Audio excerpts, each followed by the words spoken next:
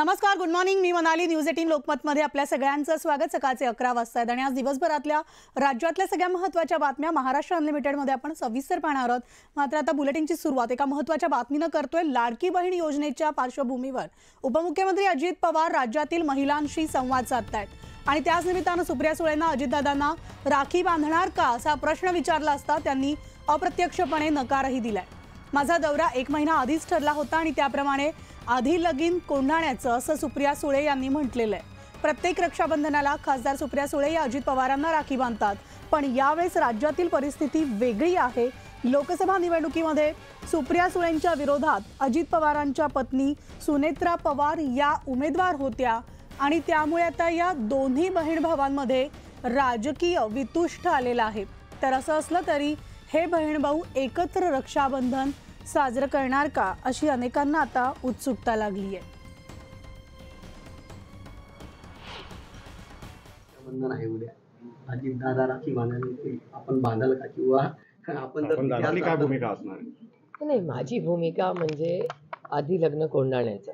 माझा दौरा उद्या नाशिकला ठरलेलाच आहे, जो 1 महिन्यापूर्वी ठरला होता. आणि आता जर संघटनेने काही जबाबदारी दिली आहे तर अर्थातच आधी लग्न कोंढाण्याचं हेच आपले संस्कार आहेत. आणि आता एक मोठी ब्रेकिंग बातमी येते. अजित पवार यांच्या जनसन्मान यात्रेत भाजपच्या माजी जिल्हा परिषद अध्यक्षा आशा बुचके यांच्यासह कार्यकर्त्यांनी काळे झेंडे दाखवलेले आहेत.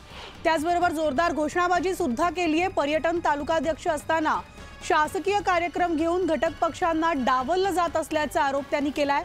अजित पवारांनी पालकत्वाची भूमिका पाळलेली नाही असा आरोप करत आशा बुचके यांनी अजित पवारांच्या कार्यक्रमामध्ये काळे झेंडे दाखवलेत.